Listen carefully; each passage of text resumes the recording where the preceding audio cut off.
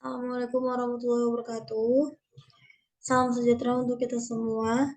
Yang saya hormati Bapak Rizaldi Khair, Eskom Mkom, sebagai dosen pengampu Metofel, dan yang saya hormati Bapak Iswandi Idris, STMT, sebagai dosen penguji, dan yang saya hormati Ibu Eka Tria Yuningsi, Eskom Mkom, sebagai Kaprodi, dan yang saya hormati Bapak Rosihan Arbi Said, Eskom, sebagai dosen PA TK 2001.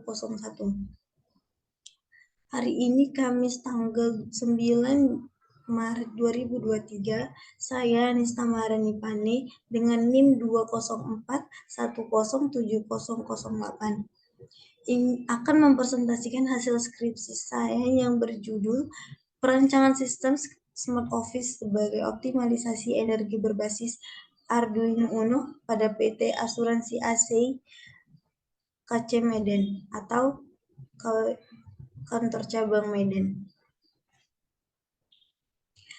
Ada beberapa poin penting yang akan saya sampaikan hari ini, dan saya akan mulai dari poin pembahasan pertama.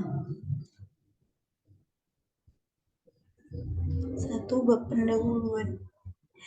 Latar belakang. Smart Office atau kantor pintar adalah istilah yang digunakan untuk meningkatkan efisiensi dan produktivitas di tempat kerja. Pada umumnya, perangkat-perangkat listrik dikendali secara manual oleh pengguna. Seseorang harus menghidupkan dan mematikan saklar secara langsung yang terhubung ke perangkat listrik tersebut. Untuk perumusan masalahnya, bagaimana merancang sistem smart office yang dapat mengoptimalkan penggunaan energi di kantor, bagaimana memilih dan mengintegrasikan teknologi IoT dan sensor yang tepat dalam sistem smart office. Batasan masalahnya, penelitian ini dibatasi pada bagaimana perancangan sistem smart office sebagai optimalisasi energi berbasis Arduino Uno. Tujuan penelitian ini bertujuan untuk membuat suatu perancangan sistem smart office optimalisasi energi berbasis microcontroller untuk meminimalisir penggunaan energi dengan melakukan sistem automasi lampu dan pendingin ruangan menggunakan modul Arduino Uno. Manfaat dari penelitian: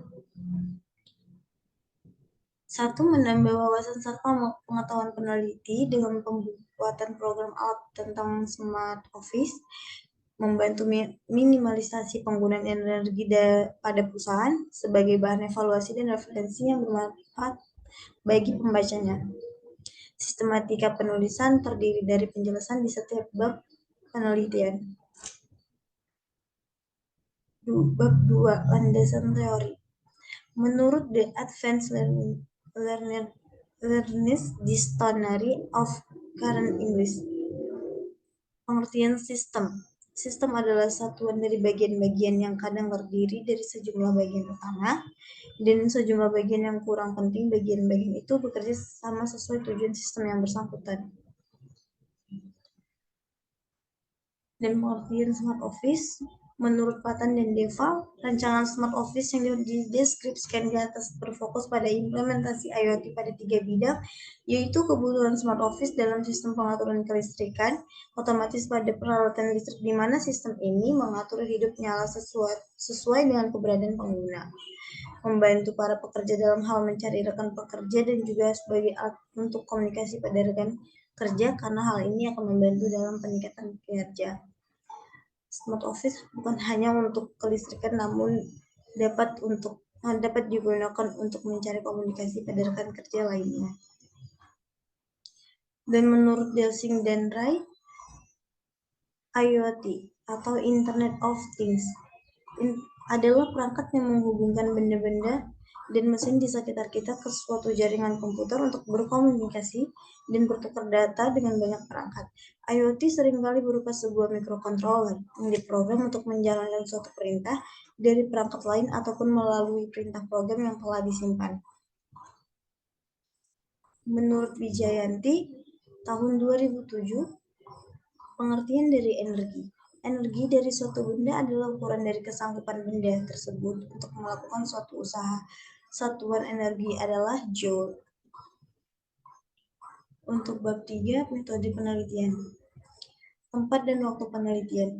Penulis melakukan penelitian di PT Asuransi ASI Kantor Cabang Medan, Jalan Panglima Nyakmakan, nomor 43 Darat, Kecamatan Medan Baru, Kota Medan, Sumatera Utara, dengan kode pos 20222.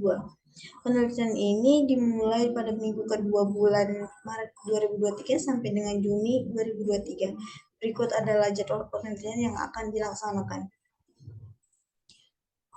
Pengajuan pembuatan aplikasi akan dilaksanakan dalam minggu ini dan minggu kedua di bulan Maret, dan pengumpulan data akan dilakukan dalam minggu ketiga, keempat di bulan Maret, dan seterusnya akan dilanjutkan di minggu pertama di bulan April.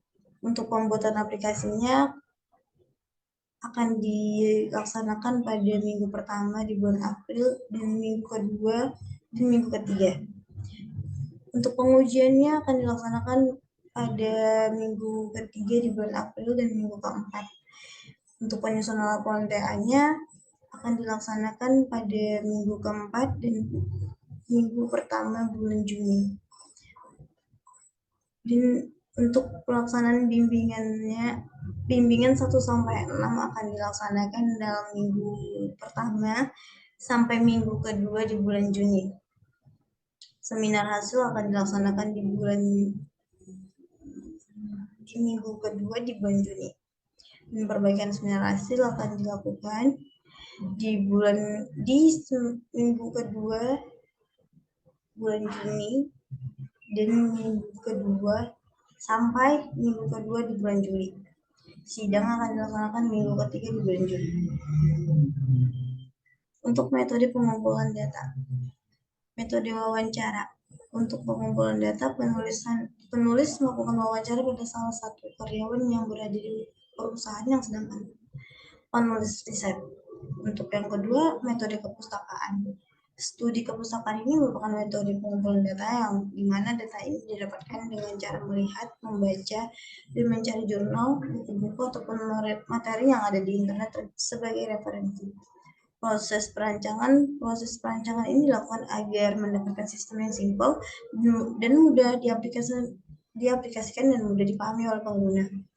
Pengujian. Pada tahap ini, alat akan diuji apakah dapat berfungsi dengan baik atau tidak, dan juga mengetahui apakah ada kekurangan atau tidak dari alat ini. Analisis sistem.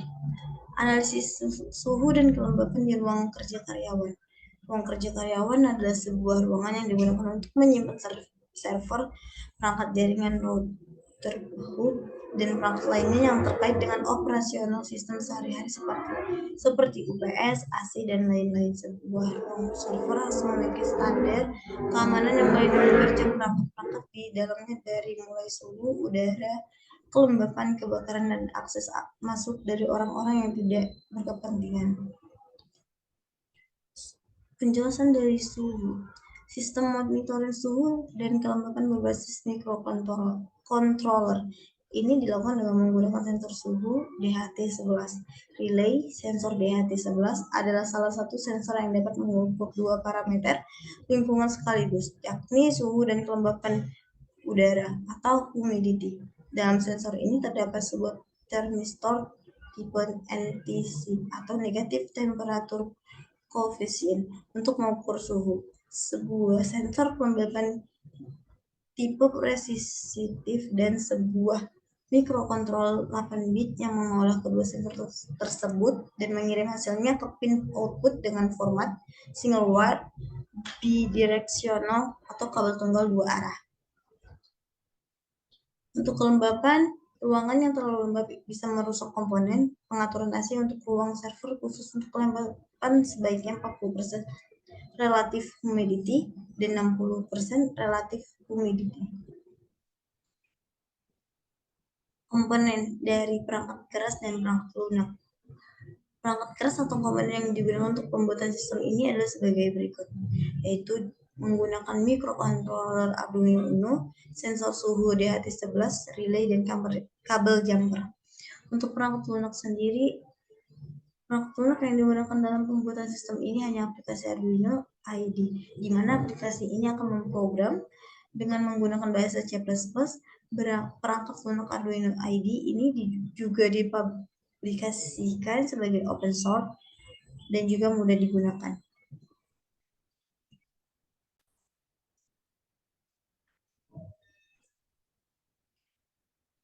Rancangan perangkat keras, rancangan alat implementasi suhu dan kelembapan di ruang kerja karyawan yang harus disiapkan oleh Arduino Uno, sensor di atas tugas, relay, dan kabel jumper untuk mengatur suhu dan kelembapan.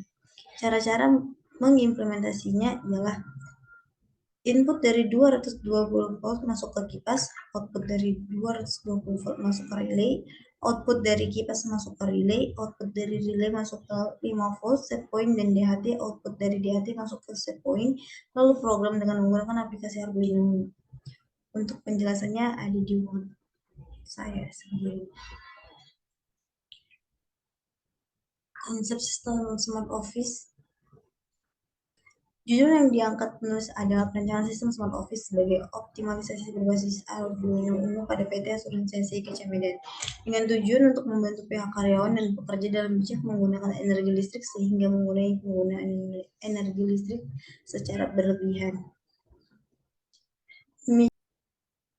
Demikianlah yang bisa saya jelaskan terkait penelitian tugas akhir saya. Terima kasih banyak yang sebesar-besarnya untuk dosen penguji dan pembimbing serta pembimbing. Mohon maaf apabila terdapat beberapa kesalahan. Saya tutup presentasi hari ini.